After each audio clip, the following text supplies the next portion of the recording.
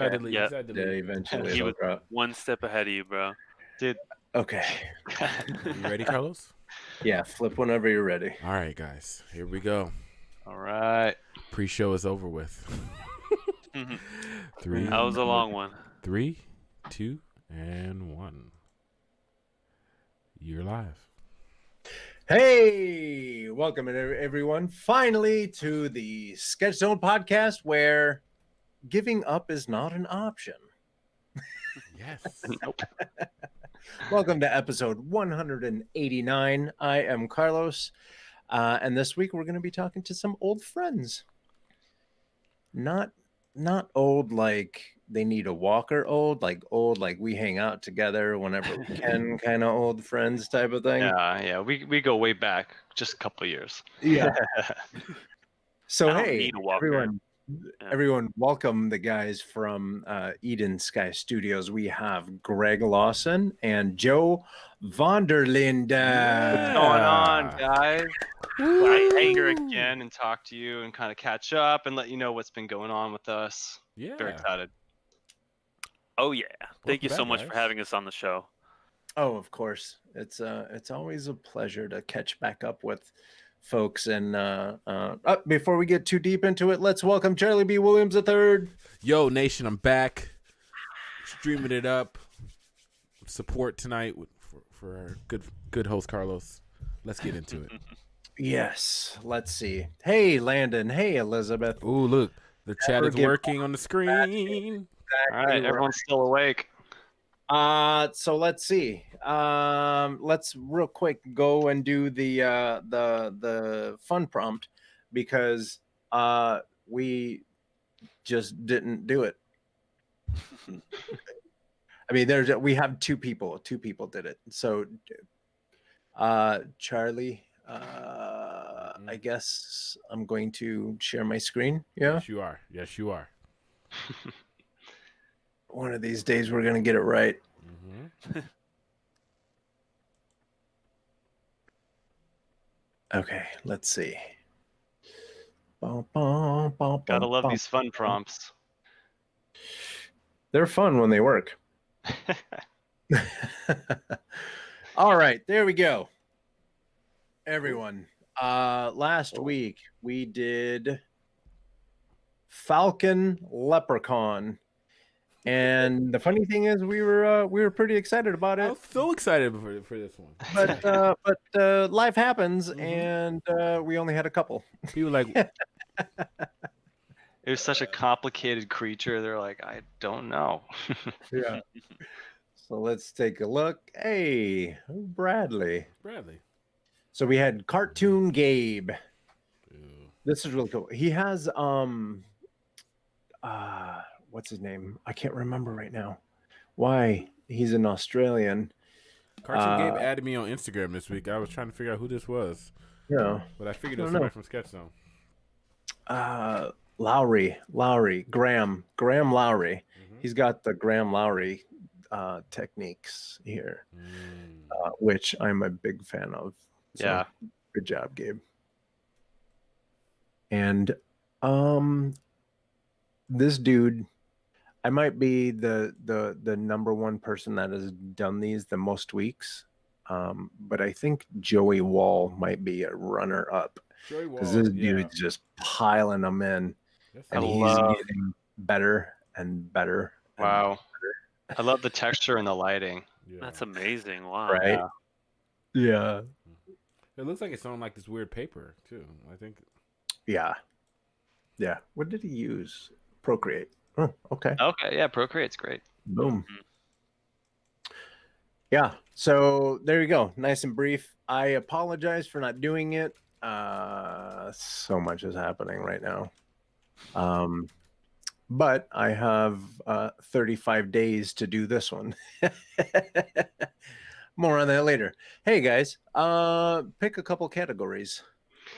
Joe, you can go first if you want. He's so nice.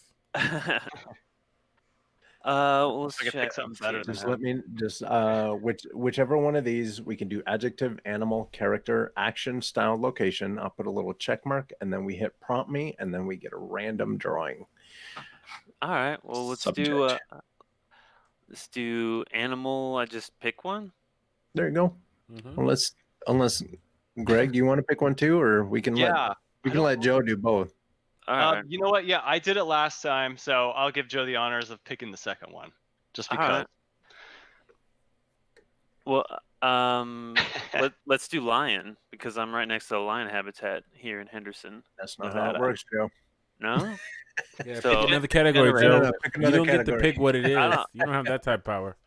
But I'm all powerful. He's like, yes, let's pick animal, Let's- and for it- animal, it's I gonna want end up lion. being lion. I promise You got you. adjective, probably- character, yeah, action, it probably style, will be. location. All right, let's do style. Style. Ooh, people So it's gonna be a People hate stylish this style. animal. Yeah, Really? that's artistic Yeah. choice right there.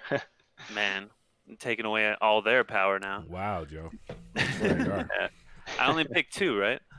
So that's it. Unless you're Unless you're feeling feeling frisky. attracted to another one. No, I think that's perfect. Yeah. All right. Let's see. Yeah. How about? Oh, this is not bad. A stork and Sunday morning comic style. That actually sounds like it probably exists somewhere. Mm-hmm. Yeah, Like Stork Man. I like it. Stork man. Okay. Garfield. And I promise I'm going to do this. Calvin and Hobbes. Oh because, yeah. what kind of trashy person has homework for people, and then the trashy person doesn't do the homework himself? Teacher. I think that's cheating. A little bit. All right, guys. So that's what we're gonna do. We're gonna do a stork in a Sunday morning comic style. I'm excited to see that one because I like that It's gonna style. be cool. Yeah. Same. And depending So what going kind of to- comic style they go off of course, too. Yeah, that's true. Because you could have like Stork Man, like Marvel comic style. Oh, yes, Stork Man. But instead of dropping off, oh, no, wait. Yeah, instead of dropping off babies, he steals them. Right. That's- the Stork Night. Yes, the Stork Night. The Yeah. Stork Night. Oh, wait a minute. I'm gonna write that stuff down because that's Let's go. kind of gold. Yeah, dude. It's got to be Stork Night now. I'll be disappointed Stork if Night. not. Or it could be Calvin and Hobbes inspired, That's what I'm trying to saying. be That's Stork what I'm Night. going for. The Calvin and Hobbes duo. Yeah, dressing up as Stork Knight or Stark Knight. That would be Stork. hilarious. Not Stark, not Tony Stark. Stork. can't get those mixed up. That would be funny. Like Hobbs and oh, you can go. Hey, Hobby Roulette. Real quick. Hey, Landon. Hi, Elizabeth. And of course we have Edensky here. But like you can go really dark too, and be like Calvin and Hobbes, but they just slayed a stork and they're wearing the stork skin. Okay. Wow, Like the beak you're is up really here, dark. you know what I mean? Wow. Yeah. That's really it. dark right Like now. Lost Boys style. But I'm it's all That's like, a DC dark. comic. Yeah. you're really dark on that one. You just been wearing me thin. Really? Oh gosh. YouTube is on my last good nerve with this stuff. Yeah. Anyway, so that's what we're gonna do. We're gonna do Stork in a Sunday morning comic style. And so let's get everyone up to speed with what we've been up to. Couple months ago, we were at Ground Zero Animation Expo, and we had a table like one table away from Edensky Studios, and obviously we caught up with each other, and we wanted to see what updates were happening. And there was a little bit of a pivot, if you will. Yeah, just a little bit. Yeah. Pivot, huh? So when you guys started Edensky, why did you start Edensky?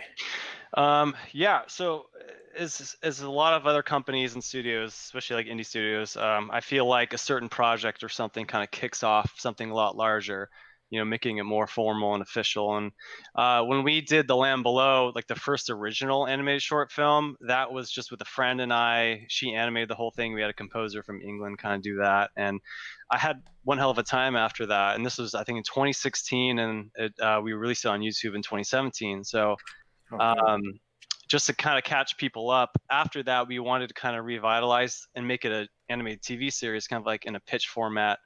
So we got a whole bunch of, we overhauled all the art, the world, the story, and everything, but still kind of staying true to the core story of the Land Below and where the concept came from. So, I brought in a few more people. The original crew on the original project weren't able to work on it, but they did small things like the brand new logo and stuff. But we were just going through, what it would be like to kind of run an animated series. So I remember at Ground Zero Animation Expo a couple years ago, we kind of just showed people and saw what people thought about our art and the characters and concept and the story. And we pitched it to a couple studios, and it was denied. And of course, like that happens all the time. And what I cared about the most, I actually wanted to be turned down from other studios because I wanted to know reasons why. I wanted to know what was out there. And I love getting that feedback, because I don't really count it as negative, because a lot of the feedback was positive. And of course, every studio can't have every style on earth. But the most common theme, not even from studios that I got, it was from just other people. They're like, this should be a video game. But we formed Edensky Studios in 2017 while doing the revitalization of The Land Below.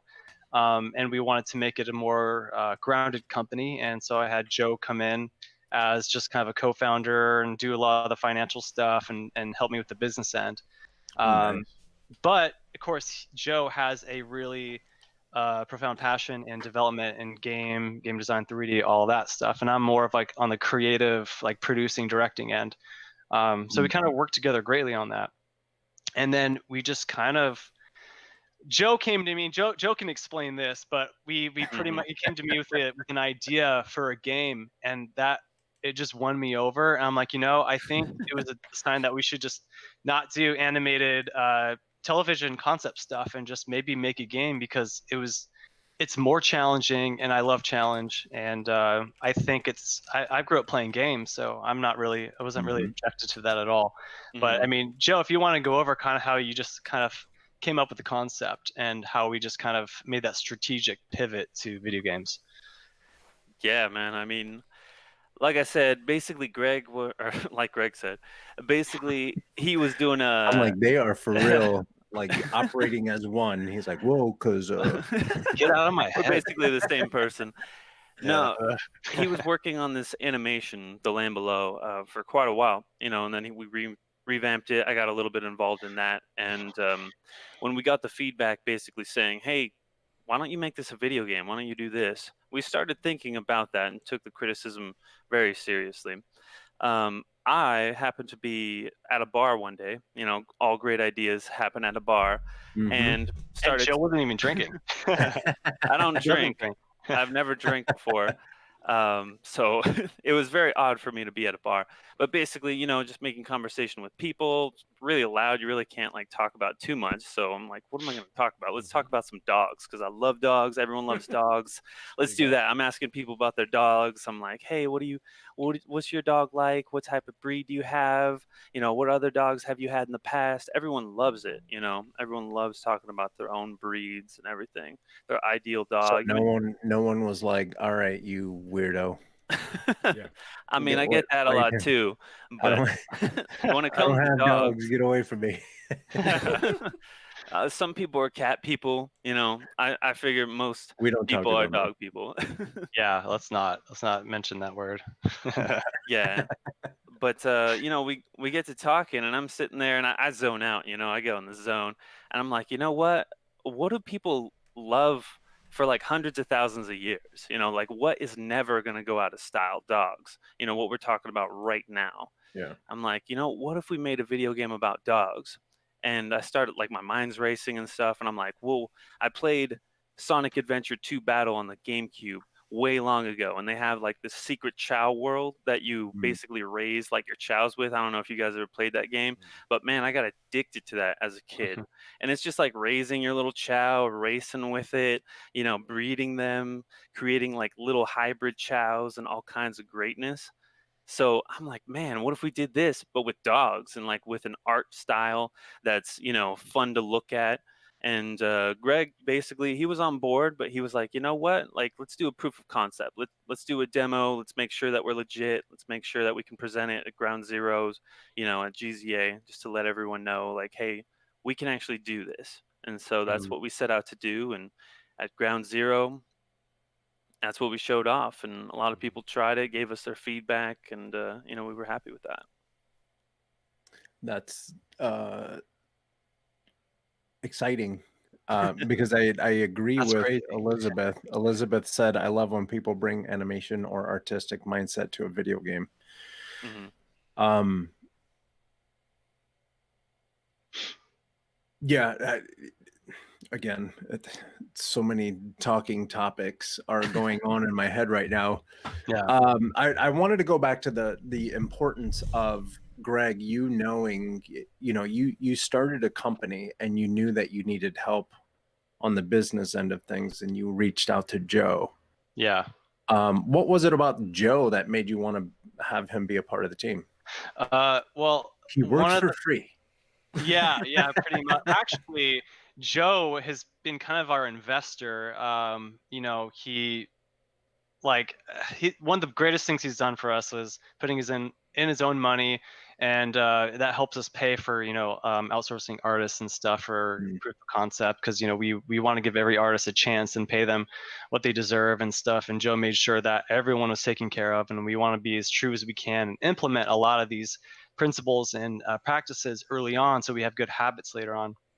But I've known Joe for 11, 12 years now, and the biggest thing is I trust him, and we think alike, but we also have very strong opinions about certain things, but we always argue constructively, if we even argue at all. And we kind of just understand each other in that sense, and that helps the creative workflow a lot more. And Joe's in Vegas, so Joe moved to Las Vegas from the Bay Area, where I was from. I'm in Los Angeles now, but we're only 4 hours away pretty much. But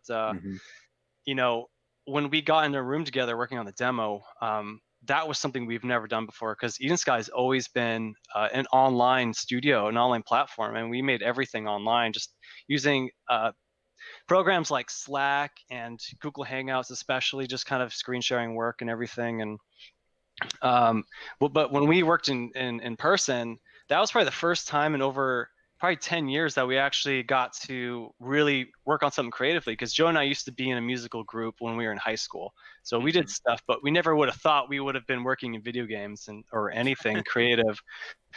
So it was a chemistry that I really couldn't explain. We got a lot of shit done. We were very productive, and we crammed out a lot of content for that demo. And but the biggest thing is trust. And Joe, is great working on his own. I don't really have to keep up on him all the time.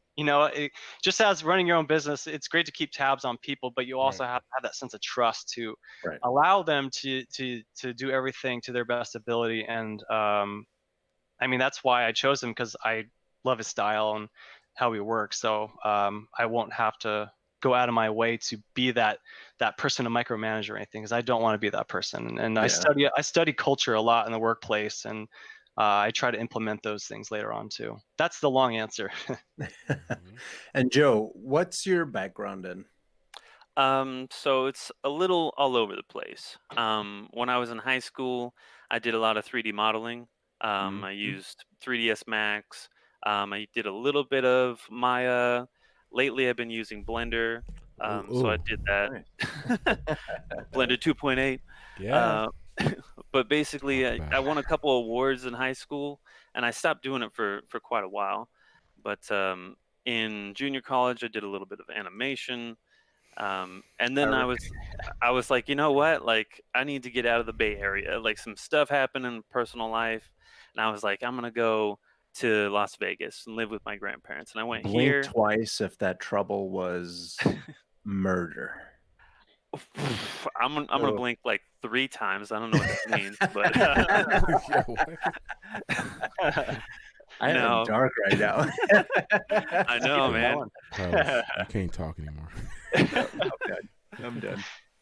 Yeah, I mean, once it gets past 10 o'clock, all the night owls come out and darkness comes. The stork. But yeah, so I came out here and I went to UNLV here for hospitality management because I watched Ocean's 11 too many times, and Mm. then and then That's such a good movie. I ended up becoming the hotel operations manager at the M Resort. It's like the first resort that you see when you're coming over the horizon from California, basically. So I've been there for 6.5 years. I actually put in my notice recently because I'm going to take this game more seriously and work on it full time with Greg. But yeah, that's kind of my background. I learned how to code last year, specifically blueprints and a little bit of C++ for the demo, just to make that proof of concept. Learned from scratch. YouTube is my best friend, so Yeah, everyone and knows that's that. another strength It's of Joe amazing. is he learns technical stuff really quickly. Like he's a very strategic person, and that's like that helps a lot. So I'm assuming this demo is in Unreal. It is, Yeah. in the Unreal Engine for sure. Look, I'm good. Okay, cool. Yeah. Keep going. Originally this game was going to be for mobile, but we realized that more of our users that we wanted to have enjoy this game and the mechanics at the time and story, we feel like it would be do more justice on PC. And Joe's like, we're not using Unity, like we got to use Unreal. So that's pretty much how it happened. We had to like change that. We had to make that decision last minute before we did any real work, but it was a great decision. Yeah, I don't know if it's like good to put it this way, but for me, it's like Unreal is like a Mac. Like it's simple, it's flashy, it's easy to use. Where Unity is more like Windows, where like you can probably end up doing more, but you have to know your shit if you wanna, actually end up doing it correctly and you doing have it well. backwards. Oh, really? it's both of them are like Windows. Yeah. You went with the sports car version. Yeah, I mean, So they're both super have fun with deep your and exotic car. intricate. It's Yeah. gonna be great though. They're both deep. Obviously, they Yeah, both take but- a wealth of knowledge. But the blueprint one makes the object oriented programming a lot more attainable. Yeah, it's If you can figure understandable. that out, you can do really good. Exactly. You can do basics, if you just learn blueprints and then C++. So did if you wanna take a get- course in C++ too? I did not. No, I just watched YouTube videos. Yeah, that's what I meant. So like now you can supplement both of them. Like how strong are you into them? Because like you hear about people switching over, learning code all the time. There's other online things like Code Academy and other things like that you can take for free. And get that stuff. How's that been going? So blueprints, I'm much stronger. Obviously, it's a simpler sort of coding, and connect the wires. As long as you know what sort of mindset you need, as long as you know what you're doing, Yeah. you can get it done. And if you do it wrong, it'll tell you like, hey, this is where you messed up. Yeah. So it's pretty simple. With C++, I mean, that stuff, it can get pretty advanced for sure. So I wouldn't say I'm advanced at all in C++, but blueprints, I mean, I made a full inventory system. There you go. Yeah. Like that takes a little bit of skill. No, it does. I mean, I'm always like have you guys on. I'm always fascinated with indies. So with Unreal, and how they make it work. So it's like a great story every time you guys are in really good company with that community over there with Unreal and There's so much indie help. games. Yeah. Yeah, There's so totally. many- Sorry. Oh no, it's okay.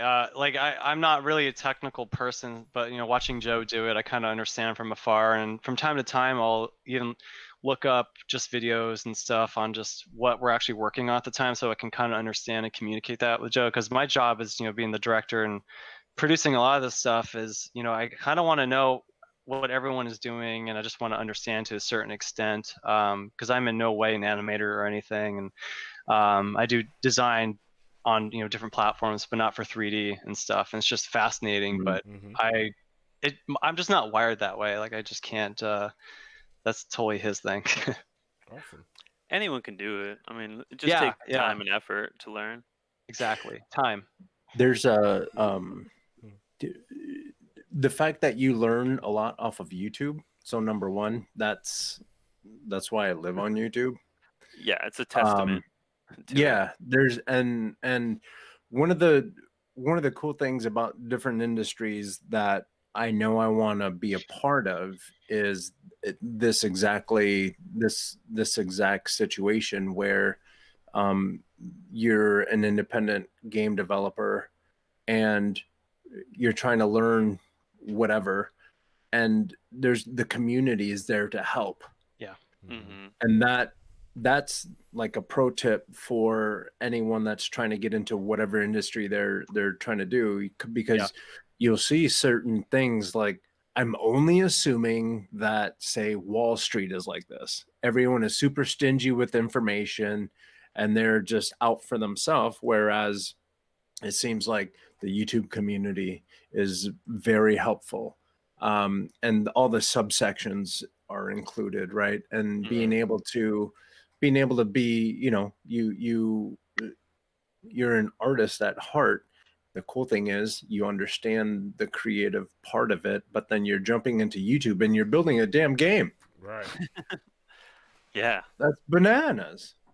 It's nuts. It's really the power of the internet, to be honest. I mean, the power of Yeah. information. Everyone's sharing everywhere. Yeah, if you're a very resourceful person, and even if you're not, you can still learn how to do that. And I didn't go to college because I was originally into film. Like I wanted to get into filmmaking and stuff, and I didn't know too much, but I knew that I didn't want to pay for intuition that I just wasn't sure. I just wasn't sure that I really wanted to do that, so I just didn't want to pay intuition to. I didn't want to go in debt because I was unsure. So, but luckily, timing kind of came up with me, and I got a couple mentors, and that really steered me in the direction of entrepreneurship as a young person, and being resourceful and knowing what's good information, what's faulty information, and because at the end of the day, you got to take what you think is going to work for you, but for how run and gun and indie development is, I think that's a great incubator for innovation, and how you tell your stories. Because I mean, me and Spencer, he was on last time. He's doing story for this game, but we want to kind of put in our filmmaking and storytelling elements into this game. And games have cutscenes and all that stuff to make it kind of more cinematic. But right now we're in the process of saying, how can we up that? How can we utilize our strengths and make it something super special that complements what Joe is doing on the technical end? And that's the real challenge, but that's the fun of it. And we never want to stop, thinking about that stuff. We kind of always want to have those challenges and roadblocks. Right. Otherwise we can't learn or get better or anything. And I mean, I even try to study different industries. Like, it doesn't even have to be entertainment. I just try to, I read books and watch YouTube videos and all this stuff of just how other industries function and collaborate. And there's a lot of similar patterns, but a lot of successful companies like Netflix and all this stuff, they got their models from completely different industries and made it their own business model. And there's a lot of ways to like bring something new, but you just have to be aware of what's out there. You can't just close yourself off from different industries. Like, I think it's really great to be aware and acknowledge, but you don't have to know everything, because then that takes up way too much time. And but that's a whole nother like story. Carlos, I think we have a question from the chat. Yeah. Elizabeth is asking, if it's not too complicated a question, what type of YouTube videos did you start with when developing this game? Game development tutorials or coding tutorials? That is a little bit of a complicated question, but here's how my journey went. So back in 2007, so it's been a while, Unreal Engine wasn't available to the general public, but the demo for a video game called Splinter Cell came out, Splinter Cell Double Agent. And what me and my friend Chris Davis did is crack the demo to unlock Unreal Engine 2. So we had access to the Unreal Engine, which was a private engine that Epic Games didn't release to the public. And we started learning it then. That's when I learned basic level design. That's when I learned, how to just build terrain, stuff like that. They didn't have like a terrain editor back then, but they did have, just static objects that can become terrain. Right. So I did that back in 2007. stopped using it, the hospitality thing, UNLV, Ocean's 11, did all that for like 6 years. No high Did school. Ocean's 11 for 6 years. For Well, 6 that's why years. people moved to Vegas because, Did all that. Monster. And Robbed so, a couple places. yeah, I find out that Unreal Engine is publicly available, and I'm like, what? Like that was something that I had to crack like years ago. So I download it, install it, start learning it again. And to answer the question, basically, I had to start from scratch. So I learned basic level design again. Things had changed significantly. So I just went to literally I think it's Unreal Engine is literally just the YouTube channel name. Mm-hmm. And there's a full tutorial series of just like, here's what the engine looks like. Here's your interface. This is how you go ahead and put a cube into the world. Like that's it. And then they were like, okay, well, here's what you can do now that you know how to put a cube into the world. You can extend the cube. You can lay cubes on top of each other, and now you have a room. So so yeah, like that is basically how I learned the very basics. After that, it's like, hey, how do I get a light to turn on when I enter this room? And that's when blueprints come into play.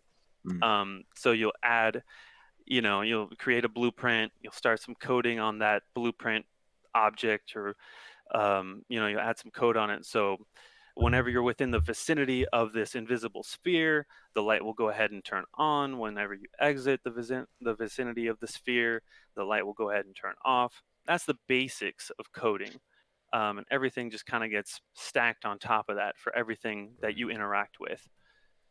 So that is how I learned how to do the very basics of coding. After that, I was like, hey, how do I get this level to look less cubish? I was like, how do I get like an actual terrain going on? So I learned how to do terrain editing with other YouTube videos. So now I got a good looking terrain. I got a little cube office thing. I got light that turns on. I got a door that slides back and forth, just using these tutorials. Later on, you're like, hey, how do I get a custom character? That takes a whole nother tutorial series. And you're like, hey, now I got this custom character. You're like, how do I get this custom character to have an inventory system? So whenever he picks up an item, it saves in the inventory, it takes up a slot. You have a finite amount of slots. That's actually 2 separate tutorial series. Yeah, it was months. It was months of this. I'm not gonna say that it's impossible, but you have to be extremely dedicated in order to go ahead and learn all this yourself. So that's kind of the journey that I took when I was learning all this. Just the simplest stuff first into the more complicated things. Just build and build and build and build on that foundation. Right? And once you start figuring out the simple things, the difficult things are just a group of simple things. Yeah, and it becomes just tedious things after a while. Once you know how to do it, you're like, okay, that's going to take X amount of hours to do. It's not going to be hard. It's just I need to spend a lot of time on it. Right. I'm going to go get my charger for my laptop because my laptop's like 10% battery. All those delays and everything, man. I know, I hear you. Yeah, I'll be right back. Shots. I'm injured. I'm injured. And on the inside, I think we could take I'm injured on the inside. I just can't talk tonight.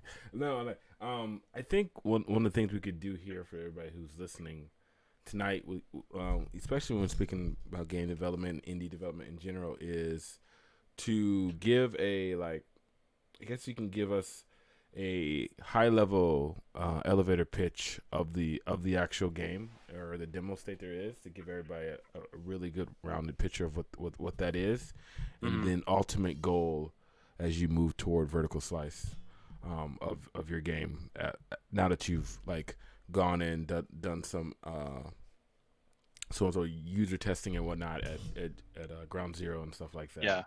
And then we can go from there. We can build on that. Yeah. So the concept of the game has developed a lot throughout the past couple of months. We knew that we wanted it to be, the premise is pretty much, humans living in a dog's centric world. So how it's kind of just a play off of how a lot of us we talk about our dogs. Everyone loves dogs. They're they're all the way up here. Cats are all the way down here, kind of thing. It's just like, no, just kidding. That cat hate, yeah. But we kind of wanted to overutilize that fact and make fun with it, and a lot of inspiration came from games like Pokemon or Animal Crossing, Sims, because we want we want character customization, free roam, all that stuff, and different breeds are going to have different strengths and agility, all that stuff. There's going to be items, but no fighting, of course. But we're really working out the mechanics of that. But it's just going to be a journey of these young kids. They all live in the same cul-de-sac, and they all want to be the greatest trainer, essentially. So we're going to be following their journey, and you are, of course, the main character, and then you're going to have the best friend and a rival throughout the journey, and we'll eventually kind of release how that story pans out. But we're using a lot of inspiration and stuff from our own childhood, a lot of stories. We're basing the town off of our hometown that Joe and I are from. A lot of just realistic qualities to kind of make it a really fun and nostalgic and emotionally engaging game. And what was the second question? What was the follow-up to that? Based off of your high level overview you just gave us, what's your next goal for as you move toward vertical slice? So we want to, after we released the demo at GZA, we had people that were gamers test it out, and I was more fascinated, and the people that were not gamers, or they were casual gamers, is probably like the sweet spot, because we kind of want to attract those people too. And we had we made an obstacle course, and then for the bonus level, and then the original level in the demo was it's on a time crunch. You just had to collect a certain amount of bones and coins, and then if you got that certain amount, in under the time, you would go to the bonus level. So we wanted to see how skillful some people were, and of course the animations and stuff weren't perfect. The first dog was really small that we used in the time zone, and we also had a human that you can switch back and forth with, because in the game we want the player to be able to utilize both. For certain quests and stuff like that. And I think that's a dynamic we don't really see all that much. I mean, it's common, but we kind of want to just take it on a different route. But we got a lot of engagement, and some people gave us great feedback. Other people gave us feedback that, they just weren't sure how to explain it, and that was okay, because we kind of just saw their reactions, and how they played was enough explanation for us too, and we were talking with them. That was fun. But Joe, what did you think? What was your takeaway from that? And where do you see on the development side where we can take that feedback and can we evolve it into? So a lot of people had some good feedback. I think one guy stood out in particular. Well, he said that guy. That guy. Fucking guy.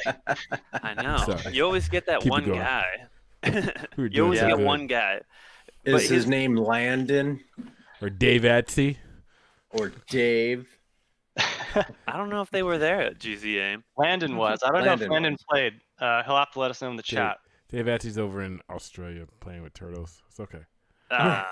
Keep going, Joe. We digress. Okay, so this guy, I guess he had worked on some video games before. He worked on some games with Unity, and his recommendations were that of basically segmenting the game into sections with natural boundaries. So like bodies of water could lead to later stages of the game, and you could naturally progress to those later stages of the game by teaching your dog how to swim. I was like, that's a pretty good idea. Yeah. We got a lot of feedback that was generic, to be quite frank. It was just like, oh, I like it. And it's like, that's great. I'm glad that you like it, but I need you to articulate what you liked about it. Yeah. A lot of people like the art style, which is something that we enjoyed because it was actually a pretty easy post-processing shader that we did. So yeah, it's going to be low poly for the most part. At least we're trying to keep it that way. And I forgot to mention, it's an RPG.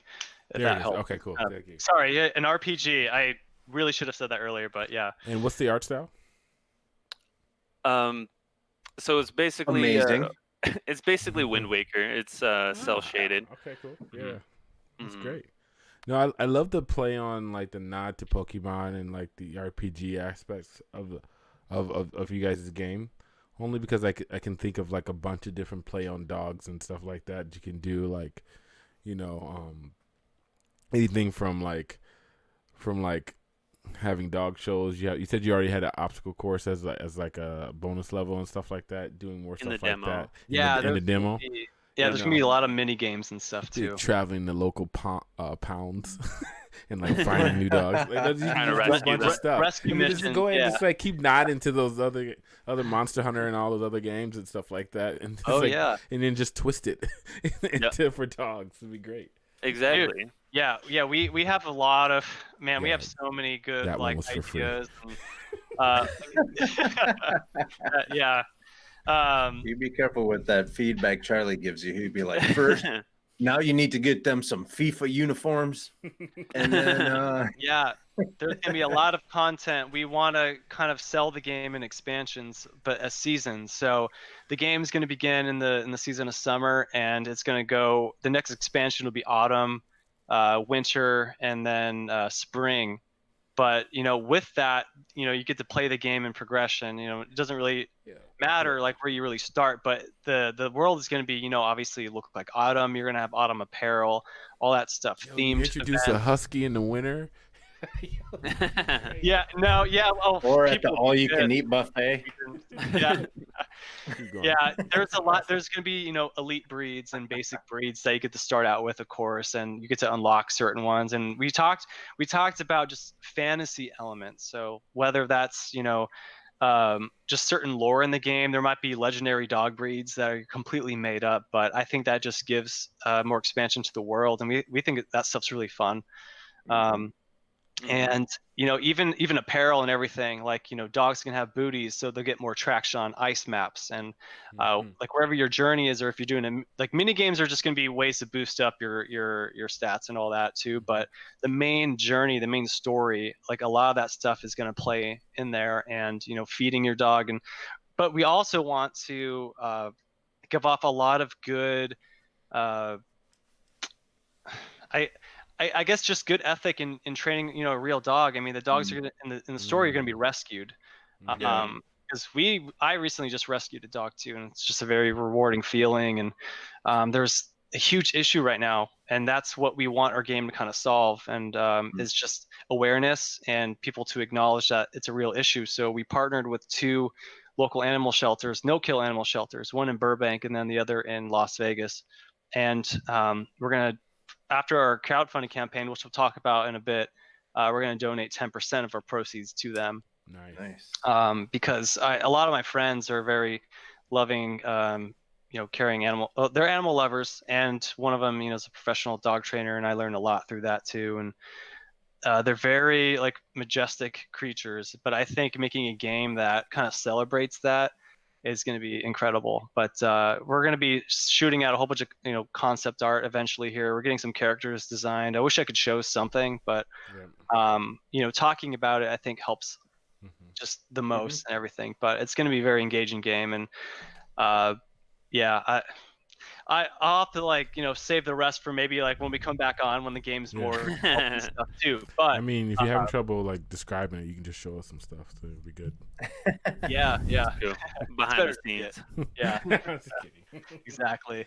I think like one of the best parts about making a game about dogs is not only like giving the education about how to ethically raise them and that we should be saving them from pounds, but just like the sheer amount of dog puns that we've gone through has been top notch. It's really been amazing. We have too many. Yeah, we're gonna just shoehorn all of them into the game.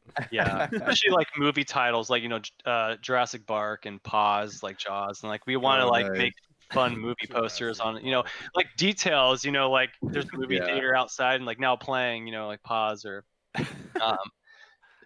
just random movie titles. But we're still working on different character dynamics of who you're going to run into, because we take a lot of inspiration from free roaming games, and surprisingly like Grand Theft Auto and Left 4 Dead has a huge impact on this game on just how it's going to be played out.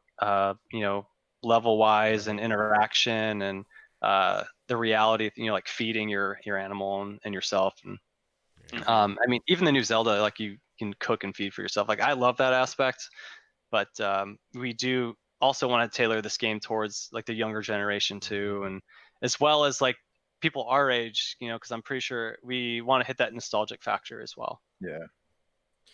I have a movie name pitch that I need to give you guys before I forget. Okay. Do it. The Good, the Bad, and the Fuzzy. That sounds like a Muppets Muppets title too. Really? It might be a Fozzie. That's probably why. Maybe Fluffy, the good, the bad, and the fluffy. The Good, the Bad, and the Fluffy. It's so fluffy. Yeah. Yeah. Dude, well, definitely. I mean, I write all this stuff on a list. I'll add that to the list. Like all those little ideas and stuff, I store them away. They don't go to waste. And it's perfect timing because you guys are talking about this dog game and rescuing dogs and stuff like that. Mm-hmm. Today is my dog Lucy's birthday. Oh, She's 11 Happy today. Birthday. Wow, happy birthday, Lucy. And she was a rescue. Yeah, she's good there, man. Man, it's the best. Yeah, and then Ricky's my transition dog because a couple of years ago Lucy got sick, and I was telling everyone if she goes, I'm not gonna be the same. Yeah. So everybody told me to go get another dog because I need my transition dog. Yeah. That's like a rebound almost. That's how important they now are. It's just awkward in his household. Yeah. Yeah, and that's like, but we do want to talk about a lot of those emotional points because when you do get a dog, it's in most cases like you're gonna outlive it, and you got to give them the best life, and they deserve that. And so especially with our characters being so young, it's a perfect opportunity to kind of really throw in those life lessons and how to take care of them, and because they're family also. But we need to make it fun and engaging. This is not some leapfrog educational game. This is like we want to be top level and quality, but we want people to learn through just engaging content and funny at often times and badass. So I didn't get a chance to play it because when we were at Ground Zero, like we literally we hit Ground Zero running. Yeah, you were just on it all day. You guys were swarmed. But I was able to like I would walk over and take a look, and Landon went and played it, and I agree. It's not a cheap game. Cheap meaning, there's a lot of times where Flappy Birds, right? Even though dude made all kinds of money, it's a cheap game. He just there was not a lot of thought to it. Yeah, I call that like fast food gaming. There's no long-term nutritional value in it. You don't really learn anything. Like that's just something I flop on the couch, and if I have like 2 minutes, and I'll play it. You know what I mean? Which I don't play that game, but I played similar games, and Disney does a lot of that too. And it's quick money. But we're the long haul. We're in for the long haul, and ambitious about it, and we have the time. I mean, we know how many years it's going to take. We know how much money it might cost, and but that's just the thrill of it too, and the risk. But yeah, it will not be like cheap gameplay. Yeah. Speaking of, all I was going to say is, not that you guys are in this generation, but the bad sentiment that always gets pinned on younger generations and the generations that are making things happen today is that you have it so easy and blah blah blah, back in my day, blah blah, all this stuff, right? Meanwhile, I have to applaud you guys' courage for doing this, because it's not how many people do you run into just in a normal day where either they decided that they ran out of time for their art, so their art got left behind, or they're chasing their dreams and then they have to change and they don't get to follow up with that. Meanwhile, you guys not only did you go forward and were successful as an animation studio, but you guys are like, maybe we can do something better. And you guys pivoted and went to gaming. So I have to take a second just to applaud you guys to not give up and find ways to make this happen. We need more people like you. Yeah, and that's a huge statement too, because a lot of people they confuse their personal lives with their creative and work lives, and meaning that it's kind of hard to explain, but I learned this a while ago from my mentors, and it's just separating those feelings. You know, you have this big ambitious dream, but a lot of what deters people from going for it is, as you know, oh, I need a better job, I need more money, I can't do this and that. You know, they kind of, I think those, it's all mindset. Like, I think those two things are completely unrelated. Once you kind of once you kind of discover and dig deeper. But it's all mindset. You need to. I mean, so I recently left Disney. I worked at Walt Disney Imagineering, but I was at their employee center. You know, a great company, and my side hustle was photography and retouching. So while doing Eden Sky, so to me, there was a lot of days where I thought, man, like I need to drop something. I knew I had to drop something eventually, but I knew at the time I needed to suck it up and go venture and try these different things. And the video game didn't come until I think like pretty much when I left. But especially living in Los Angeles with rent costs and taxes and all this stuff, you just need to find ways around that. And I think for younger people, they have the best resources out there, but they may have not met that one person or group of people that have showed them the light and those resources, and they just don't have that tribe of people that like will pick them up and push them forward. A lot of people get kicked down, and it's very sad to see. They get manipulated and taken advantage of, and because they don't know better sometimes, and it's not their fault. Right. And but going back to everything is you need an ambitious team with you. Like, you can't do it alone. And you know, having my best friends help me has been the best thing ever with it. But it's just a lot of just ambition and self accountability. I can go on, but but now I work, you know, like full-time freelance, which is a lot tougher. And I won't lie, like there's been more bad days and good days, but what keeps me going is obviously your status and your success is going to go up. You just have to keep trying. And there's a deeper meaning to that. Like, there's more than just, oh, just do it. It's finding ways that will help you be consistent every day. You know, I act like I get paid thousands of dollars every day, but I don't, you know, but I have to act like I do. And that gets me going. And so I kind of live my life like a video game. You know, I treat, like when I do a really good job or I finish a gig, you know, I'll treat myself to something, or I have a reward system. I have a checklist. I have a lot of, you know, practices that I have to implement on myself, like when I first moved here and stuff. But it's tough, you know, and I didn't really know what I really wanted to do until I was 25, 26. I'm 28. So it's some days I feel like, man, there's all these younger people, they have it figured out and all this stuff. It's great. But you know, at the end of the day, you have to remember that they're faking it too.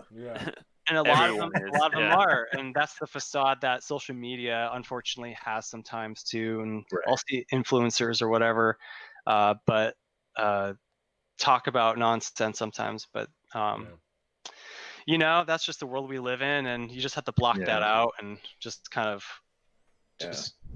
you just need to listen to you at the end of the day. And you have to be, and I don't know how many times I've said this on this show. You have to be stupid enough to succeed. Yeah, I stand by that too. The what is it? There's a saying. It's not stagnation. Anyway, it's basically when you're overthinking something and you're over researching something. And you get bogged down with trying to figure it all out instead of just saying, well, Here we go, and you take the first step, right? Yeah, it's like here we go. analysis. I'm going to learn how to make 3D bricks and then place them in a game engine, right? Yeah. You have to keep moving. Even if today you might take one step, tomorrow you might take 5. The next day you might not take any. Just as long as you keep the wheels rolling in the right direction, you're doing good. You're doing good. Yeah, and any progress is good progress. Right. And you also mentioned having the smarts to know when you need help, right? And that's huge. And relying on friends and and grabbing stuff. So with that being said, as you guys move forward and as both of you guys work on this game full time, have you guys thought about how you're going to fund the game and some of those things that you're going to do to help fund the game? Were you thinking of like Kickstarter? Were you thinking of early access with places like Steam and stuff like that, or even trying to apply, since you're using the Unreal engine, apply for Epic's indie grants and stuff like that they try to go for too and stuff like that? Any thoughts on those things? Yeah, I will definitely like look into the grants and all that stuff. That's really interesting. Yeah, so when it comes to funding, a lot of everything's pretty much privately funded. Joe has stepped in and helped us a lot. There's a lot of work that wouldn't have got done without that. But we are actually planning this upcoming Monday to release an IndieGoGo campaign for the game. Yeah. Segue. I'm good. Yeah. You're good. And we have a very ambitious goal, and I'll let Joe explain that. But that's our plan right now is IndieGoGo. It worked for our Land Below campaign, in 2016. We didn't need as much as we need now, but we've done a shit ton of research of just what goes into creating the game and startup costs and taxes especially. But Joe, if you want to like go over like the budget breakdown and stuff, because it's wild. Joe, I mean, there's a lot that goes into it. When we did our original budget breakdown, I mean, we have like a whole spreadsheet. I have like a generic one in my hands right now just to kind of reference to. But a lot of it really has to go to in-house labor. Obviously, it takes a lot of manpower to get these things done. And if we really want to take it seriously and quit our day jobs like we have and survive, kind of get through this, we need enough money to kind of live. But there's also outsourced labor as well. There's taxes involved. We have like a whole advertisement budget. There's legal fees for incorporating. There's the royalty that IndieGoGo takes. Obviously, we need new gear, new equipment. There's travel expenses involved.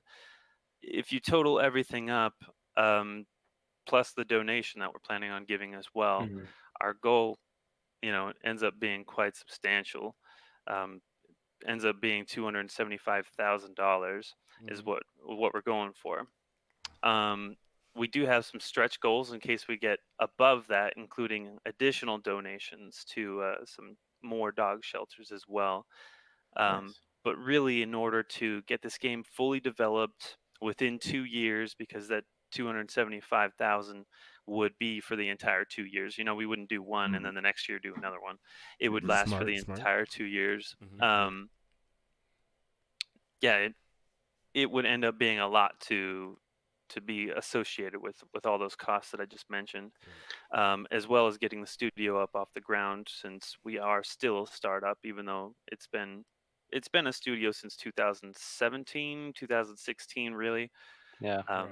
But still, there are a ton of legal fees, business licenses, everything like that. That's still associated with that.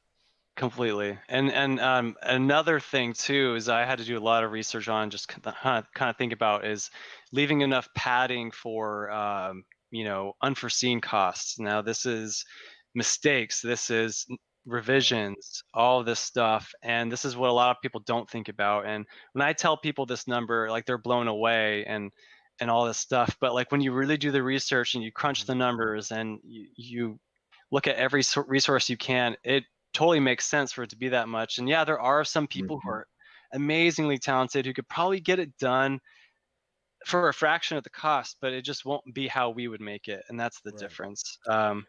But you know, And we to tell you the truth, no, Yeah. they couldn't. Yeah, You know what I mean? not everyone can make it the same. Right. Right. Um, I mean, you can go in there and try to like shoehorn a budget, but then your game is going to look like it got shoehorned. Right. yeah, That's the exactly. truth. Yeah. Yep. It's And gonna if we feel have like to, it.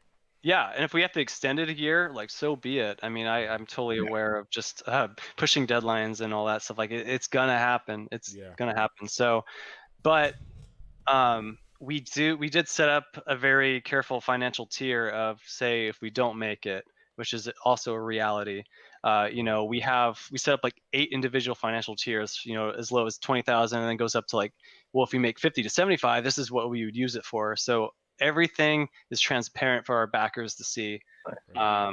So they're fully aware. We made a cool little pie chart if we were fully funded, but below, and I'll send you guys like the link to the campaign when it's out, is you can see like everything transparent, and then our perks too they're pretty simple for the most part, you know, like beta access in the game and name characters and like the digital soundtrack. And we even have some musicians that, you know, are dream musicians to work with that we would love to have on board in the project. Oh, But we also cool. have musician friends that kind of kickstart it, and we paid a good amount of money to record an IndieGoGo campaign video, like in good quality and lighting and audio. And so we're pretty serious about it, and I hope people see that. But you know, we kind of should go in with no expectations and just ride with it and make the best of it. I don't know. Have you guys ever thought about early access? Have you looked at those things? I personally haven't. No, I've heard of them though. Yeah, I mean, it's possible that we want to do a beta, you know, as soon as we get down the road, but that's so far down the road. I mean, that would be I would love to. 20 months down the road.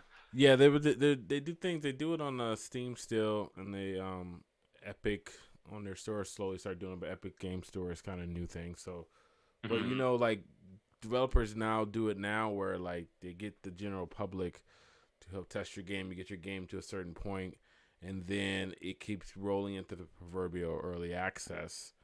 Sometimes for a cost, sometimes for free. A lot of times I was just like for free. Yeah. And now you have like a schedule where you have people playing it because people want to play things early nowadays. You know, love it. And somebody realized that we can just have the world be beta testers for, or alpha testers, or early closed access testers, and they'll pay. And some of them, if the game looks cool enough and like gives them what they want to play, they'll pay to be it. You know, so that's how I was wondering if you guys were like juggling the new, we'll call it the new ways of doing game development in 2019. Yeah, there's plenty of examples. Yeah.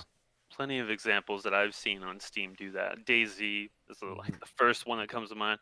I think it's like it might still be under, you know, early access, even though it's been on Steam for years, like literally years. I'm like, how is this thing still not finished? Yeah. And isn't that like one of the greatest robberies in history? Is these game companies, they're like, all right, we need to test this. Why don't we have people pay to test for us? Yeah, it's like instead of paying quality assurance departments to test it fully for you, they're like getting paid to have strangers test it for you. Really. Like they just realize they can pay early. Madoff eat your heart out. Like, like, how can I get them to pay $60 to over $100 to help us squash these bugs 4 years before the game actually comes out? You know, and right now we have like half a level for them to run around in. Yeah. You know, it's just like interesting things, and that's the more egregious ones, guys. That I'm talking about. But like a lot of other games have really been good where they've cultivated a community throughout. There's a bunch of them on Sony that's using the Unreal Engine right now that I can think of, like Spellbreak and a bunch of other ones that are like cultivating their community now. It's a pretty strong community. Like Spellbreak's a good example of that one. It's a pretty strong community, and like based on them being in early access and being in early alpha now and having beta testers and having a lively Discord and stuff like that, these are like some of the tools that a lot of the indies are using right now in order to in order to like build their core audience, you know.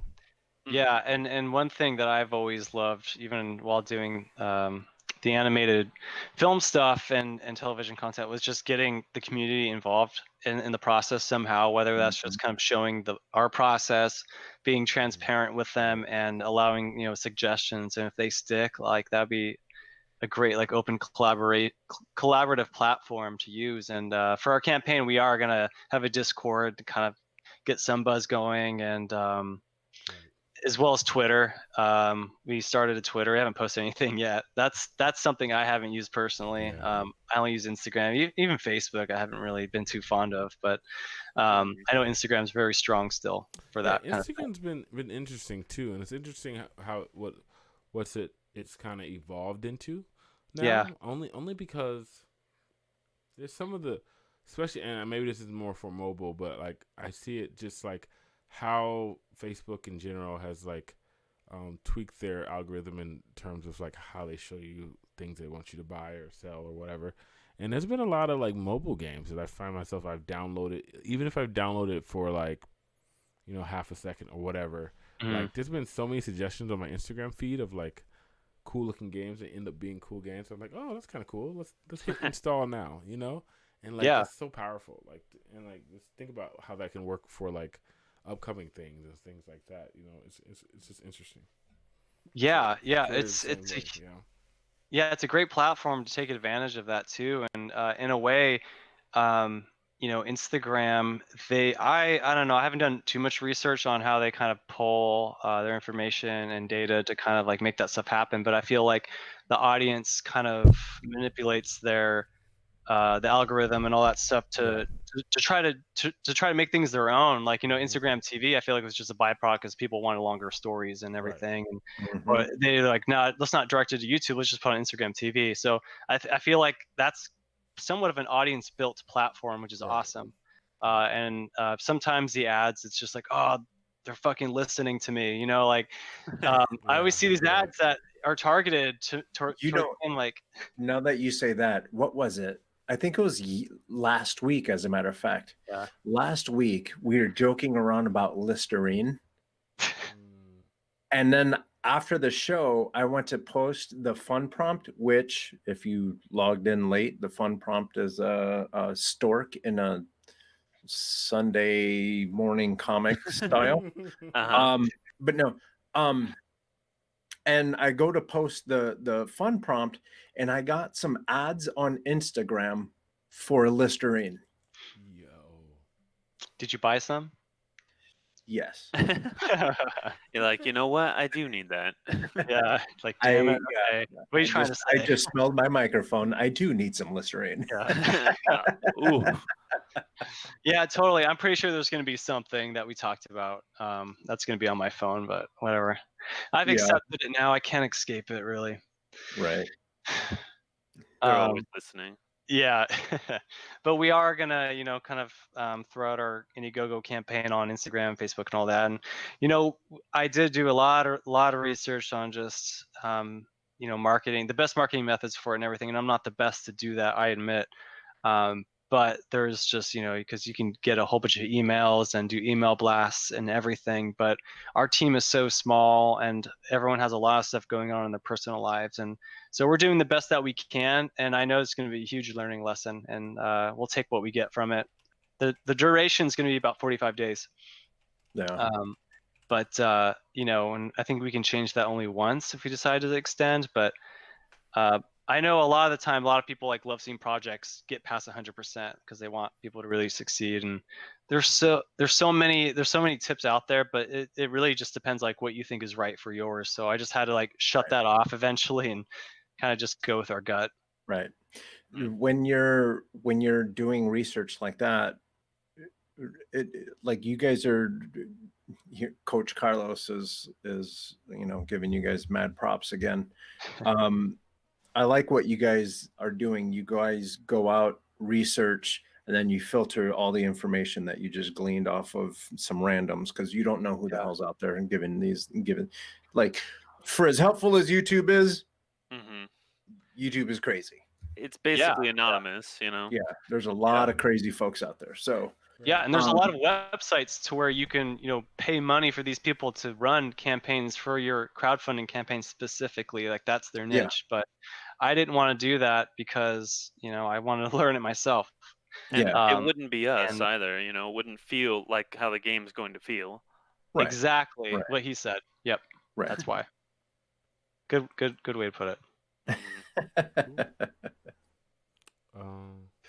How are you guys handling, like, have you guys gone down this path, like past the game, like once the game is done, like as far as merchandising and licensing and all that stuff, is that like, have you guys thought of that, or are you guys still kind of like, we're still back here like putting this together?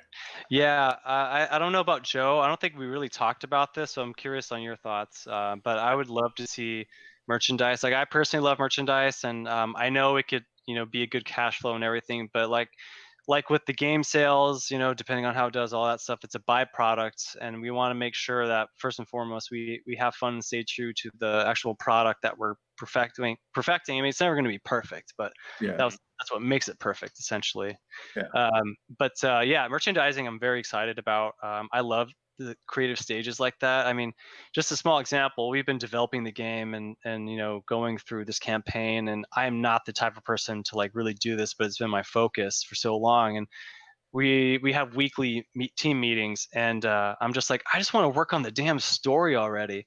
And I feel Right. the same way about merchandise and all that stuff. When like I just can't wait to see how it impacts people and what they do with that merchandise. Because I mean, I love Pokemon merchandise and stuff too, and there's just a lot of fun stuff out there. But I don't know what you think, Joe. What do you think?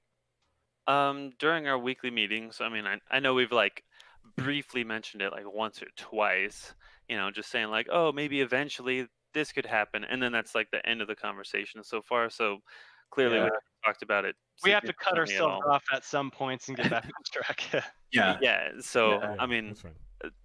basically every week all we do is focus on like the game, and we're like, here's where our primary focus is, here's what we're talking about, this is what we're trying to get to be a good product. So everything that comes after the game's release, we'll probably start talking about later down the line, once we're confident in the game. But right now, I mean, all of our attention is just towards the game. Yeah, definitely. Someone in the chat mentioned if there's a place where we can see the game, and technically yes, but it's our IndieGoGo pre-launch page, and there's a video on it that I will warn you, it has the demo footage and very rough information on it. But once you see the actual campaign in a few days, it'll make sense. So I'll go ahead and post that in there right now. And if you're watching on YouTube, there's if you look at the description of the show that's happening, there should be a link for their IndieGoGo right there, and then that's going to. And if you're listening on iTunes, it's going to be on there too. Awesome! Thank you so much for that. Yeah, of course. Was there anything that you guys learned as far as the animation stuff that you guys were creating that translated over to the game?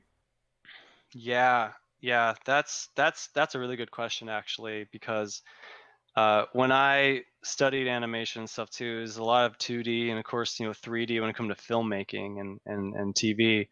But I think from a director standpoint and producing, it's pretty similar. It's in the same field, but not the same.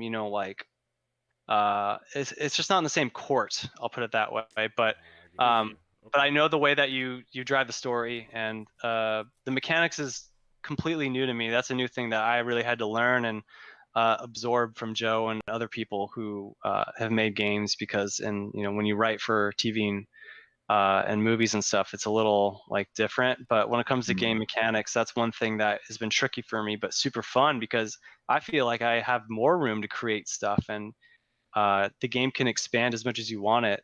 When you're writing a show or like a movie, like you have such a small window of time. But I found that I like gaming a little bit more in the aspect of it being organic. You can create everything from scratch, and we can go as long as we want, or as long as we need to, I should say. Yeah, it's modular, so you can just keep adding stuff, and it all goes together. For animation and video games, I don't know if you guys have ever read the book The Illusion of Life, but Yes. basically, like every animator, no matter what industry you go into, reads that book, and that's the same thing for And you gaming. should. So, yeah, because it's amazing. And you know, I read that when I was going to junior college. I think every animator does. So basically, everyone that's in the gaming industry doing animations for games already comes with that sort of background. So I don't think like we're innovating in that sense, but I do think since Greg and Spencer, who is, you know, also along with our team, I don't know if you guys ever met him, but last year. they come from a film background, and I think that adds something to, you know, the cinematics in the game, and they can definitely add their input to that. Yeah, I mean, we see Blizzard do it and stuff, and I love Blizzard's content, like when it comes to their like shorts that they make. And I mean, for I don't play the game, but I'm blanking on it. It's like one of their Overwatch, like when they made like short, pretty much shorts for their characters. I thought that was kind of cool. That was very unique. But of course, they have the resources and talent to do that. So I'm like, how can we efficiently and creatively implement stuff like that into our game, and make it like really immersive for the user? That's one thing that we're always going to figure out, I think, how to make it better. But yeah, it's just definitely like studying other animation industries and companies. It's great just learning and knowing what they know, even if we haven't practiced it or anything. It's just we know what has failed to other people and what could potentially fail for us or help us succeed. And that's important, knowing the difference. Cool. Nice. You're on mute, Charlie. How'd that happen? I know he was about to. There you go. Yeah. Let's start talking. No, this is great. I really think that what I was saying before I was muted, I was saying that I love how you guys are going the right way. You know, like taking the right steps. Because one of the things, you know, with the current climate in gaming right now, be it if you're doing indie or if you're doing mainstream AAA or whatever, is that like the player base or in this case we'll say the consumer base is a lot more we'll call it woke than they were when they were like 10 years ago or even 5 or 6 years ago. Yeah, so totally.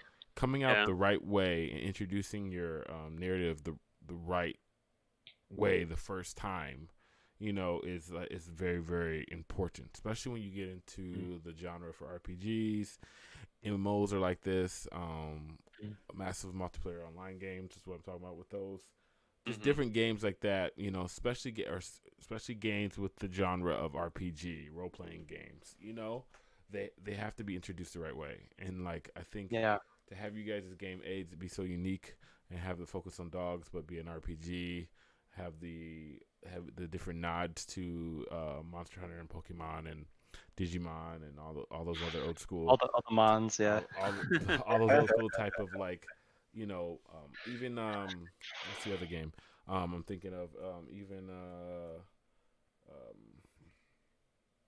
even like Farmville and all these other ones, these other aspects of like micromanagement games and stuff like that too, that you guys can kind of incorporate in your game through your mini games and stuff like that you guys are going to be doing.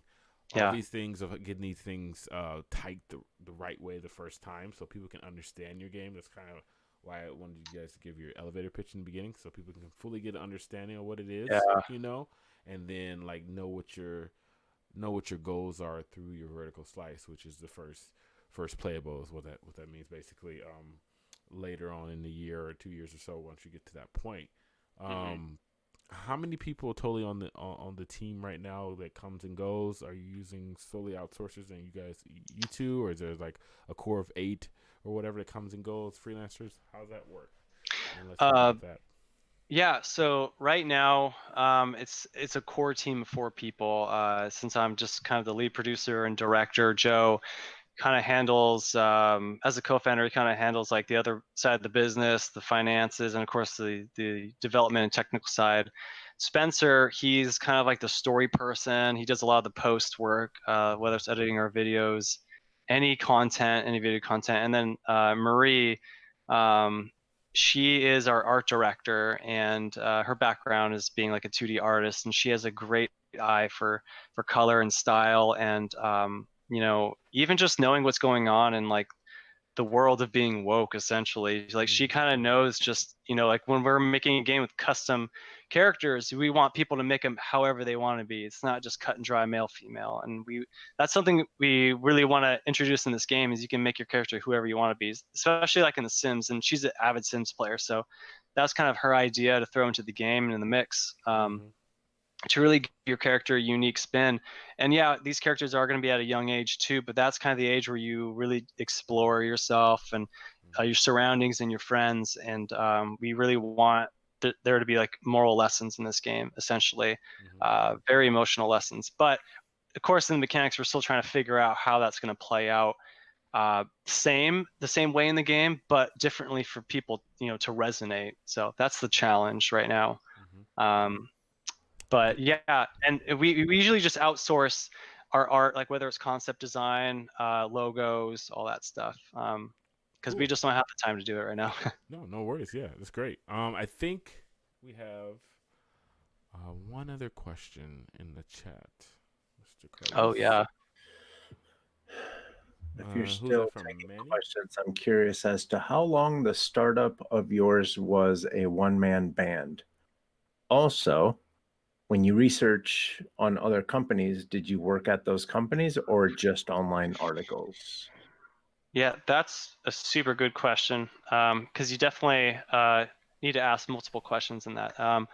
So it technically started as, well, I guess technically started as two people. Like I was kind of just like the brain of the whole operation. And when we did our first anime short film, I had somebody who was also, because early in, when you want to start a company or anything like that, you got to wear multiple hats, or at least try to learn different things, because that's such a valuable thing to do. But some days I do feel like a one-man band, especially because I come up with a lot of these ideas, and we all work. Everyone else has day jobs and stuff, and when everyone's not able to kind of pitch in right away or anything, I kind of just have to go out and do it myself. So I think being a one-man band is very, very difficult. But I think if you understand the way that you think and your strengths, and you can wear multiple caps to get certain things done, outsourcing is great still, or having somewhat of a core team. But yeah, so research on other companies. Some of them were companies that I worked at. I used to work for, fun fact, I used to work for a company called Vulcan. They were in the esports fantasy, like esports fantasy drafting or whatever in 2015, but now they turned into Streamlabs. So cool. I'm very close to those founders, and they were like mentors to me as well during the process. I didn't work there that long, but it was as a startup in San Francisco. It moves very fast. It was very tough, but I learned a lot, met a lot of great people, still follow their journey, and Streamlabs is going strong. And I would do like freelance video for them, and interview like gamers and stuff. So I would even use that opportunity to talk to pro gamers, like Fortnite players like King Richard and stuff like that. And it's just interesting, like talking to these individuals from their perspective. But yeah, and then tons of online articles, and of course just reaching out to people in my network and contacts, meeting for lunch and coffee, and picking their brain about stuff, even if it's not about my industry or whatever. I still want to know what they know, because you never know what someone knows. Yeah, that's right. Yeah. And worst case scenario, you are a much better conversationalist. Compared to last time when I talked, especially on here, I know a lot more than I did back then. I'm more confident, I think, in it too. I'll have to go back and watch that show. Go back and watch it too. I watched like the first part of it, and as soon as I went, like I was like, nope, I'm not gonna watch it. I hate watching myself. Cool, guys. This is great. Yeah. Thanks for explaining all this stuff. That's Thanks hilarious. for the questions, chat. Yeah, that was a really good question. I love this. Yeah, thank you, chat. I'm like a nerd when it comes to like that kind of stuff. There's another one. What are some of the things you look for to know that you really do understand how they work? So what are so that has something to do with the previous question. did you work at those companies or just online articles? And then if that's the case, what are some of the things that you look for to know that you really do understand how they work? To really get understand. Yeah, what are some of the things you know? What are some of really the things that understand? you're looking to learn so you fully understand what needs to be done? Yeah, Joe, I'd love to hear your thoughts on this too, man. For me, it's just what I'm struggling with and what I think is holding me back as an obstacle. There's a lot of creative obstacles out there, and sometimes it's really damn hard to pinpoint what is holding you back. And so it's kind of just like self-assessing yourself and really digging deep of like what you're struggling with and kind of just going from there, I think is a good starting point. Yeah, I mean, it's kind of like studying anything. There's always keys to it. There's always like very important parts of it that you have to identify. And once you learn those core structures, you understand the basics, how it actually revolves. It's like when I went into the hospitality industry, I thought like, oh, people just get rooms and all that. I didn't learn the logistics. Here's your room.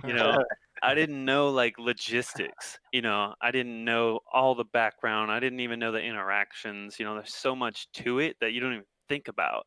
Yeah. And once you're there and you just shadow for like a day, you're like, oh, that makes sense. They go to the That's why desk. they don't let us in the room Yeah. at 2:00. Yeah, it's like why can't you just check in when you get there? Because the room's dirty. And it's like they can't have, like all dirty rooms. It's like, well, because someone's already in there, so like Some people don't think about that. someone checked in the last night, and they're still in there. You're trying to check in at like 7 a.m. Someone's still sleeping in the room. I can't let you in the room.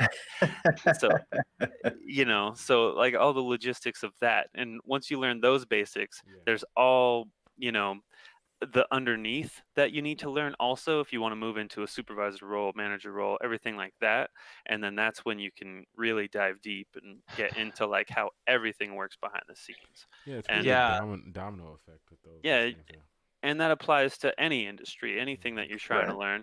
There's the surface level, then there's, the just underneath that supervisor level kind of, then there's the manager, and then there's the executive role. And that's, when they make the big decisions and it affects everyone and they're making the big decisions for X reason or Y reason, and that's what you read about in Forbes, and they're like, the industry trend now is this, and that's because the executives had decided if they go in that direction, it's going to benefit them in some way. And there's probably some cons to that too, but they think overall it's a bigger benefit than a downside.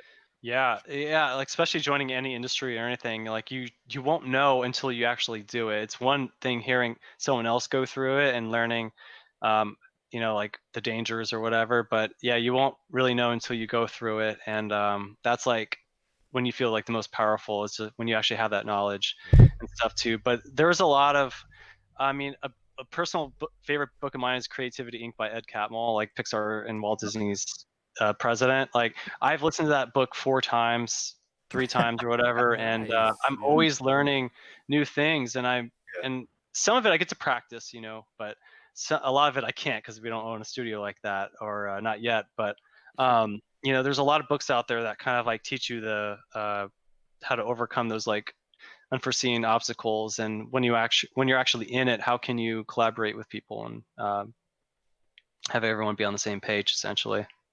And this is something that's going to happen because there's a lot of really good questions happening. Manny, this one's going to you specifically, and probably Elizabeth too, because she's talking like she's ready to go start a game right now. Do it. Yeah, exactly. There's a couple things that it's a guarantee that's going to happen. Well, a few things. One, you're going to be super excited and you're going to think that you know everything, and up to that point you know everything that you're supposed to know, so be comfortable with that. However, you are one YouTube video, one article, one Google search away from realizing that you don't know a damn thing. Yep. True. Be comfortable with that. Yeah, be comfortable with being uncomfortable. Right. Because this is definitely not for the faint of heart. And you're talking to someone who I've written and designed and animated and did the whole damn thing for 2 games that were in the App Store for a little while. when you think you know, you don't. Mhm. Yeah. But be comfortable with that, because you haven't done this yet, right? So be comfortable in the discomfort, right? Yeah. Yeah. You know, there's little stories that people talk about. Oh, I opened the door and the house was way bigger. Exactly, right? Like Yeah. you open the door. Like if your knowledge is a house, you open the door to the outside, you're going to realize that there's a lot out there, and that's There's a Yeah. lot more. exactly gaming, And right? yeah, and with how fast information evolves and is thrown out there, I always want that to happen to me. I think to a certain extent because I love how there's always change and progression, and you know, when I do research stuff on the internet, it gets very overwhelming very fast. And there were some times when I just had to like close it down and be like, shit, like this is really overwhelming. Like now are we even starting in the right direction? But then that's when you have to like backtrack and reassure yourself that like, look, you wanted to research it for a reason. And Yeah. so why are you like that's just like an internal like thing I think a lot of creatives have is but yeah, like that's totally true, man. And I welcome that as much as I can. And if it breaks me, it breaks me. But that's a reality that a lot of newcomers always have to face, especially us. Like I admit, like I don't know a lot of stuff within that industry, but you know, you got to learn at some point, and by doing it. So Yeah, and one of the problems is that like there's 100 ways to do one thing when you're making Right. games. You know, like Right. there's 100 different ways that and rules. you can make an inventory system. You Yeah. know, it's like which one is best suited for your needs, or Yeah. sometimes it doesn't matter which one you use, as long as it works. It works sometimes. You know, it's like you can do it anyway and it'll work as long as it works. Right. You're right, and there's no right or wrong way to do it. It's just doing it, Mhm. because especially with code. Hey Joe, this just ran through my head. How cool is it that as a coder, you can misspell whatever the hell you want, and it's okay? How cool is that? Sometimes, unless I'm referring to something else and then I spelt it wrong the first time. If I had like a variable that I spelled incorrectly, Yeah, but and that's then why I you get code refer hints. to it later and I spell it right. That's why you get the code hints, because then you don't have to worry about I before E except after C type of stuff. Just as long as you're tagging that right variable, you're like, okay, I don't care. Yeah, I don't even type in the word reference anymore. I'm just like character ref. It's so much easier. I'm not even gonna try to spell that word. Yeah. I see a question from Elizabeth too. Is your game's name a holdover from when it was a mobile game? I asked because the name of your game fits in with other mobile games, Mario Run, Flappy Bird, and Pokemon Go. That's pretty true. Dash Hounds was originally for mobile, and that was a working title, and it kind of is technically still. We're letting the game kind of dictate the name, but so far we love the name, and it reminds people of like Dachshund, you know. And so we get that a lot. And I mean, there is a game in the App Store called Dash Hound, and it's like this little like dachshund that just jumps over gaps, and it's a very like simple like minimalist game. I you know, and another research thing which was pretty fun was downloading all the dog games out there. That was interesting homework. And that was like when we you guys okay? yeah, dude. There was a lot of like interesting games, but I had a lot of fun doing it, and we would like come together with our notes and talk about which ones we liked and didn't like, and eventually, you know, we scrapped the idea of mobile, but we do want it to go to mobile maybe one day, and maybe the Switch, you know, like that's something that we yeah, I can see this being in like Nintendo's universe for sure, without a doubt, but we have a long way to go until then, but you know, you can only dream.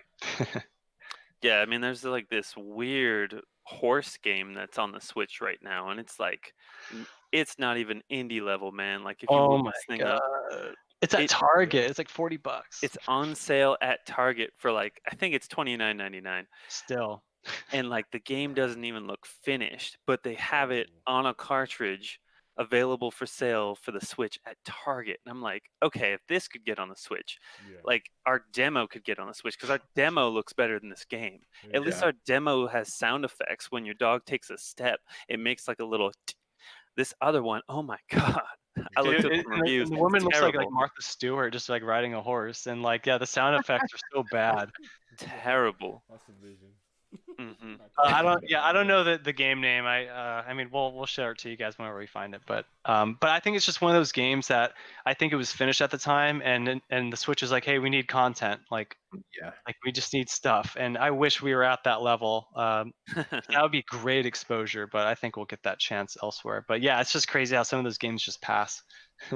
Yeah, and a lot of it is that like Nintendo doesn't really care where you are, just as long as they have a lot of content that's going to draw people to it.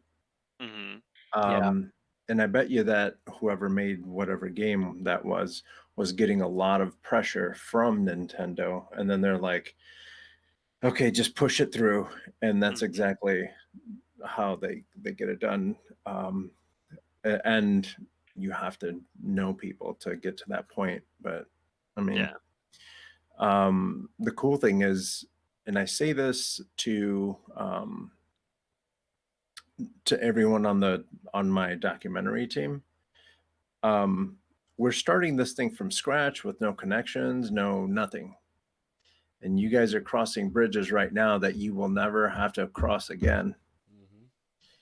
Or even if you do, it's going to be a lot faster because you know where the bridge is, you know how long the bridge is, and you know you're going to have friends that can push you over the bridge. Totally, yeah. So, you know, the one of the byproducts of what you guys are doing is exactly like building those relationships, getting those eyeballs out there.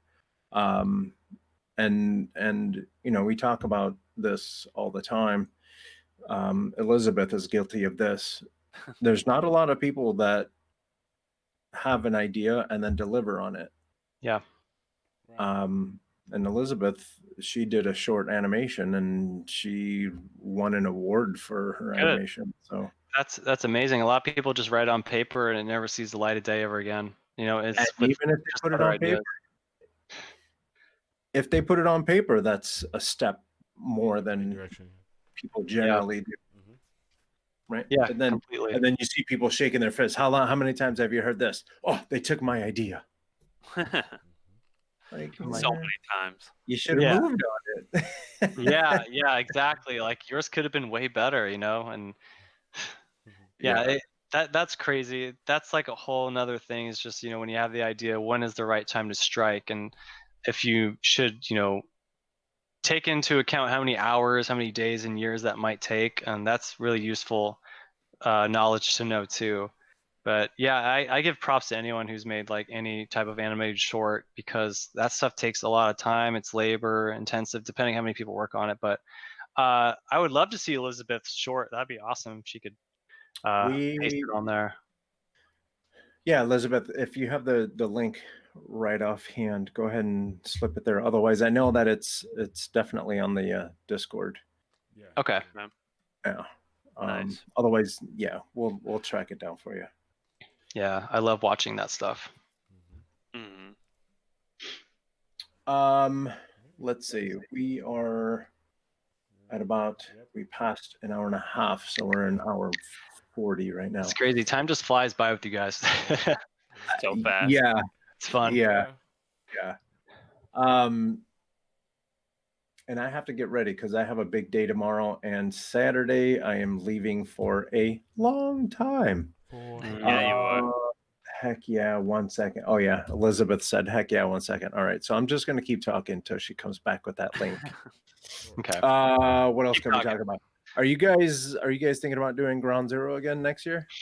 I don't think so. I think we kind of briefly talked about it. It was I think a very collective decision.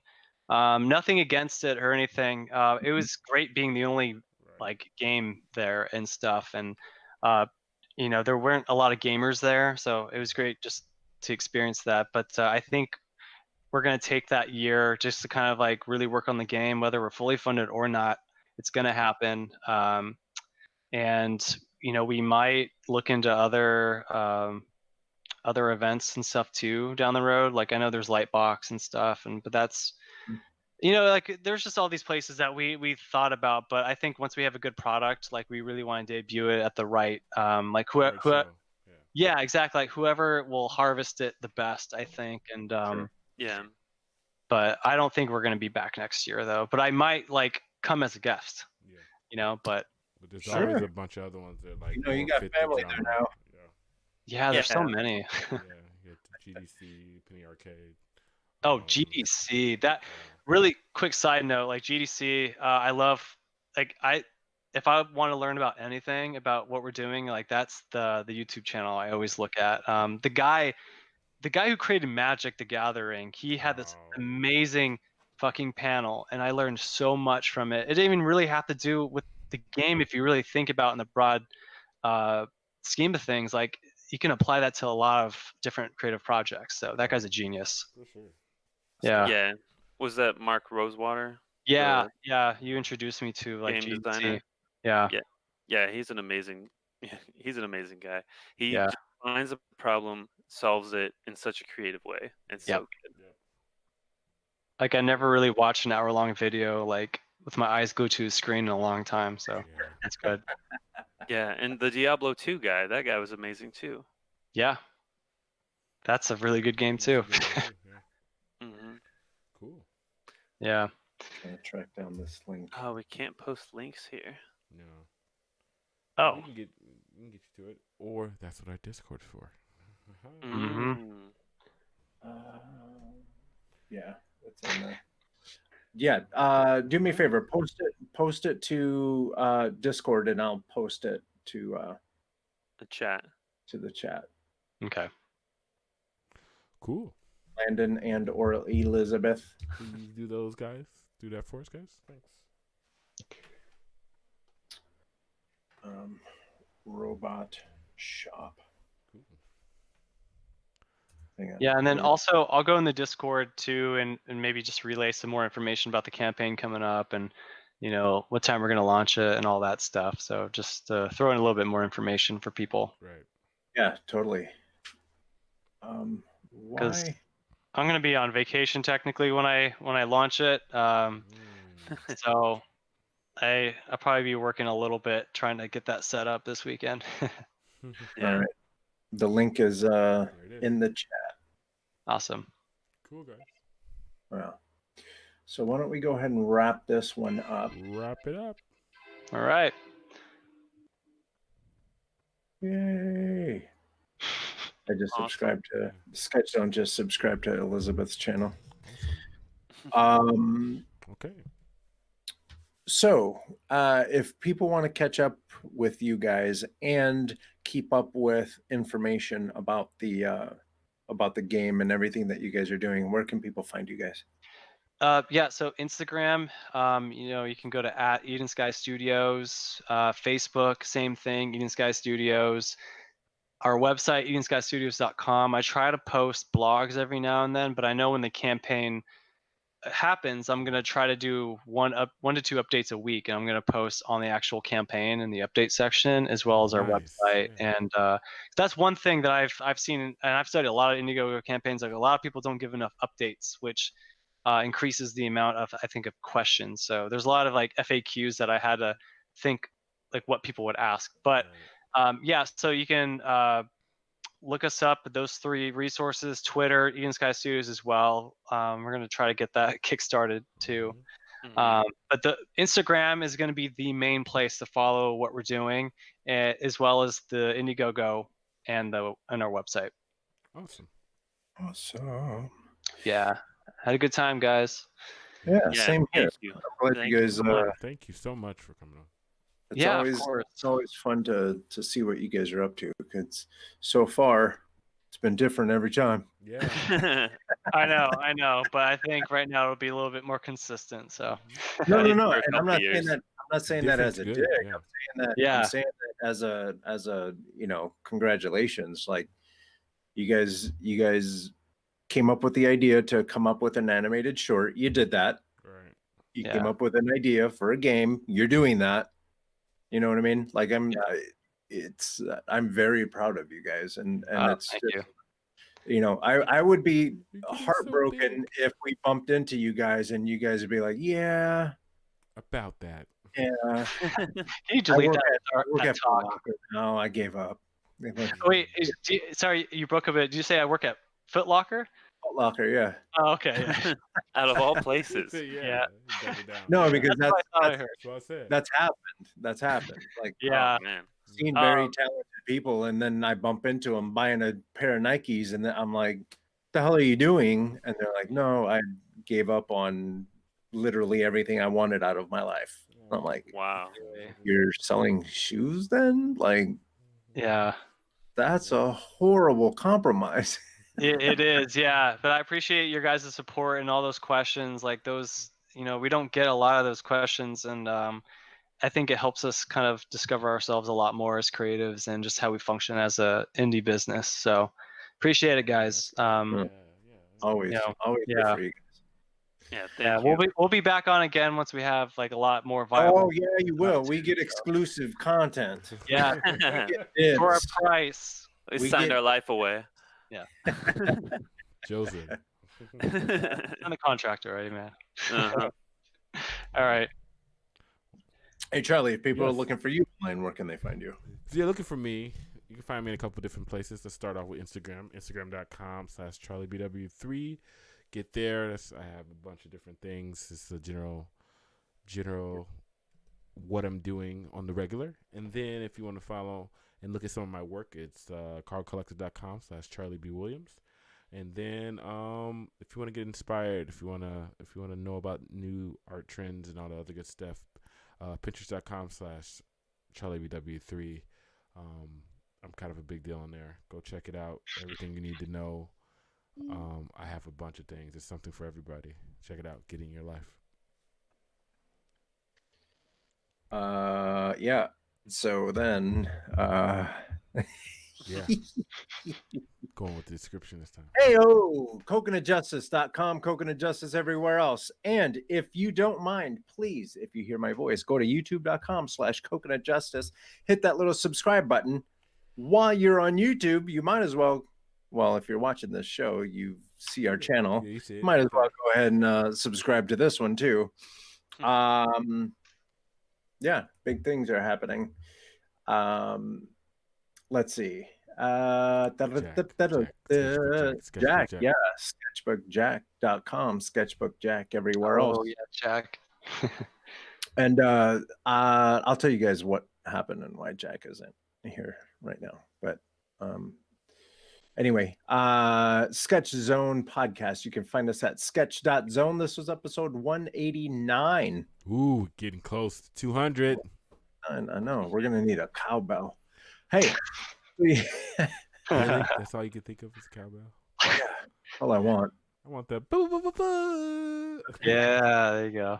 I use that on the on Midway documentary podcast, Midway Radio. Oh, you do? Oh. Yeah, because it's inevitable. I have a room full of DJs, so they'll be talking, and I just hit them with that. Ba, ba, ba, ba. They lose their minds every time. It's wonderful. Awesome. Hey, you can go to sketch.zone and catch up with all of the episodes there. And then we also have all the links to our social media. So we're on Facebook, Twitter, and obviously Instagram. And if you're on Instagram and you decide to do the fun prompt, which is a stork in Sunday morning comic style, this one should be fun. Yes. I'm definitely going to do this one. All I think is Carlos's dark idea. So, dude, I wrote down so many notes me. right now. It's gonna be good. We're going like here we go. We're going dark. Brace yourself, people. Next week. Brace yourself. So yeah, so we're doing a Stork and Sunday morning comic style. And then what you do is you post that on Instagram and tag us. Actually go through the process of tagging us in your post. So then that way we could just copy it and repost it, and then we get a little get a couple eyeballs on your work. That's what we do. Yep.